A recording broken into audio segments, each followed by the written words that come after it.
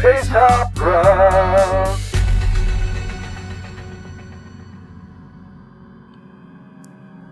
Space.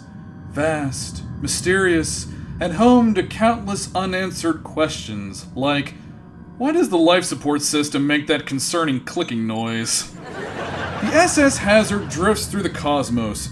Its crew has, in their noble pursuit of exploration, accidentally exploded a moon base, created a small but rapidly multiplying rubber duck army, nearly been devoured by a carnivorous planet, destroyed a very expensive galactic mapping probe, and barely escaped being turned into gingerbread cookies. Miraculously, they're still alive. Now join us in the ship as the captain sits before his computer screen, gazing longingly at his unanswered messages. Still no response. Not a single word. Not even an emoji. I don't understand it. The Grand Empress has ignored all of my passionate poems and love songs. I have poured my heart into every message. How is my inbox still empty? How? Captain Jarek, the glorious, self-proclaimed space legend, lives for admiration, thrives on applause, and refuses to acknowledge the possibility of personal failure. Unfortunately, reality rarely accommodates his ego.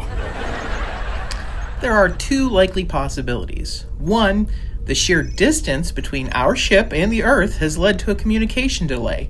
Or two, the Empress simply does not like you. I can make a chart to diagram this if you need a visual aid. Alternatively, she may be a galactic overlord secretly amassing a robotic army to take over the planet, and she doesn't need distractions. That would also explain her reluctance to engage.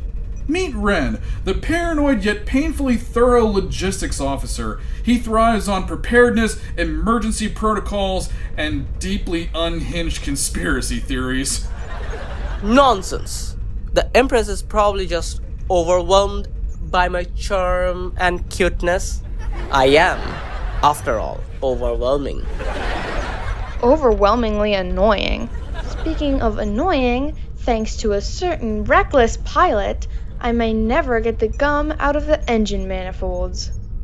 Riggs, the SS Hazard's engineer, spends most of her time fixing things, grumbling about having to fix things, and aggressively hitting things with a wrench that somehow does, in fact, fix things.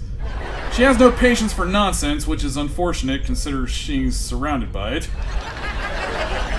Look, I didn't mean to land quite so hard into Gumdrop Mountain, okay? And I'm super sorry for all of the other things I may have broken. Landing gear, rear stabilizer, left wing, most of the right wing, whatever that sparking thing is near the airlock. But really, I am sorry. And to make it up to you, I got you a present. A token of my appreciation for all the fixing that you do. And you're gonna love it. Be right back. Stay right here. Skye, the reckless pilot, optimistic, adventurous, and deeply committed to pressing buttons she absolutely should not press. If something can be crashed, she will crash it. If an alien life form shouldn't be brought on board, she will insist otherwise and then name it something really cute. Captain, if I may make an observation, the Empress may be ghosting you, a human phenomenon wherein one individual vanishes from communication without explanation. Curious that it lacks actual spectral involvement. Dr. Glorblax, towering plant being, science officer, and expert in making every conversation deeply unsettling. His calmness is unnerving, his analysis deeply clinical, his understanding of human behavior non-existent. There are many things an engineer wants as a gift. High-quality tools, functional ship parts, and maybe, on occasion, a day where something isn't broken. What Riggs does not want, however, is whatever Skye is currently holding.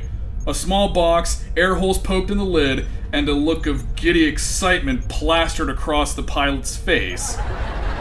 I'm back! Ta-da! This is for you, Riggs.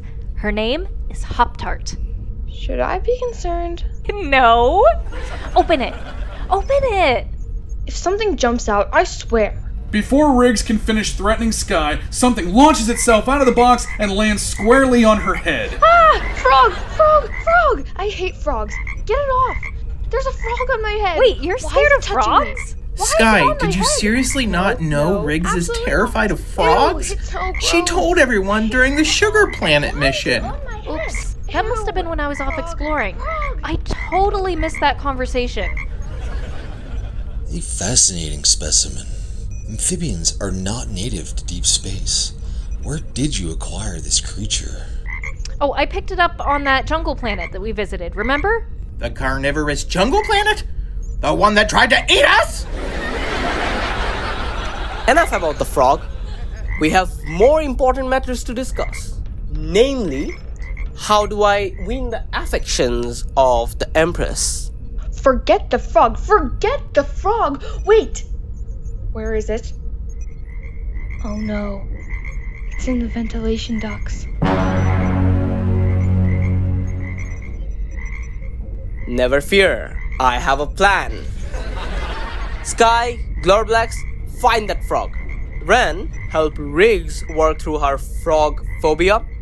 Meanwhile, I will supervise from here while drafting my next message to the Empress. We're going on a frog hunt. Are you requiring a response to that statement? No, you're supposed to repeat it, like this. We're going on a frog hunt. We're going on a frog hunt. Gonna catch Riggs is one. I'm gonna catch Riggs as one. But I'm not afraid. Given that I'm a 7-foot tall plant-based life form, fear would be illogical. Glorblax, just say it. But I'm not afraid. But I'm not afraid. While Skye and Glorblax march off in pursuit of a very confused amphibian, Ren is left to deal with a very distressed engineer. Riggs, I understand fear better than anyone on this ship. It's my companion, my world, the very lens through which I view reality. Now please, have a seat. Let's discuss the problem of rhinidophobia. Tell me, when did this fear begin? A childhood incident? Maybe a frog in your sleeping bag at summer camp? Or perhaps an unfortunate documentary? Despite her deep skepticism, Riggs reluctantly engages in the sessions, steadily lowering her panic levels. Just as she begins to feel better, Alright, my turn. Therapy me next. Fix my relationship with the Empress. time passes, psychological wisdom is dispensed. Somewhere, Skye and Glorblax chase a frog through increasingly absurd corners of the ship. And then, finally, Skye and Glorblax return. Well, did you find the frog? Our expedition yielded fascinating data regarding human search and rescue techniques, particularly the implementation of repetitive melodic elements. Though, to make a long story short, Someone else would be telling it. Skye, where is the frog? So we didn't find it. It's really hard to locate because the rivets echo through the vents, making it seem kind of like it's everywhere at once. The pursuit was absolutely riveting. Do you get it? Everywhere? Everywhere at once? I propose we engage in a soothing ritual to settle frayed nerves. A warm beverage to ease tension. Tea, perhaps, followed by a nap. Naturally, I will not sleep in the traditional sense, but will instead utilize my circadian rhythm to metabolize stored energy. I can't sleep knowing that frog is out there. How can anyone sleep with all this riveting? Wait. Why did it stop? In the grand tradition of cosmic timing, a massive bolt of lightning chose that exact moment to strike the SS Hazard. Oh, would you look at that? You know, we must have drifted into an ion storm while we were playing hide and seek with Hop-Tarts. Warning. Life support systems failing. Oxygen levels declining. Please enjoy your remaining breathing time. The lightning strike has compromised our life support systems. According to my calculations, oxygen levels at 87% and rapidly declining. Well, I guess you could say we're about to croak. Is that too soon? That was too soon, wasn't it? No frog puns. Not now, not ever. Fascinating how humor emerges in crisis situations. Though I should note that as a photosynthetic life form, I will survive long after your oxygen depletion. I find this both comforting and somewhat awkward. Shut it, Glorblax! Ren, scan for the malfunction. The lightning fried the scanner's connections to the ship's systems. There are 47 different conduits that could be damaged. The statistical probability of finding the right one in time is... actually, you don't want to know the probability. Great, just great. I'll have to check every single conduit manually. At least things can't get any... Ah! There's a frog in my toolbox! At this point, Hop-Tarts did what any self-respecting frog would do when faced with a screaming engineer. It made a break for the nearest escape route, which happened to be a very narrow maintenance tunnel. Oh, no, you don't. This ends now. Riggs, wait! Oxygen levels just dropped to 64%! Oh, this is not the time for exposure therapy. Our engineer is on her own. Given our respective physical dimensions, Riggs is indeed the only crew member small enough to navigate that maintenance tunnel. Apart from the amphibian, of course. Gotcha, you little menace. Hey, wait a minute. This frog just led me right to the problem. The primary oxygen recycling conduit is completely fried, but I think I can... Riggs, you need to fix it fast. Oxygen levels at 38%. Oh, I'm getting dizzy. Is anyone else seeing spots? Oh, the statistical probability of surviving this is... As I'd mentioned, I remained entirely comfortable with the current oxygen levels. Please, take all the time you need, Riggs.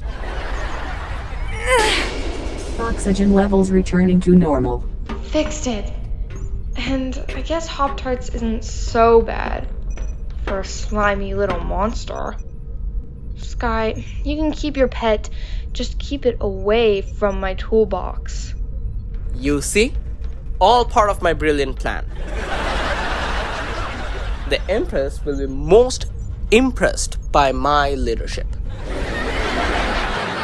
And so, the SS Hazard sailed out of the ion storm, its crew intact, its oxygen flowing, and its engineer slightly less terrified of frogs. Though knowing this ship and its crew, they were probably headed straight for an even more ridiculous disaster.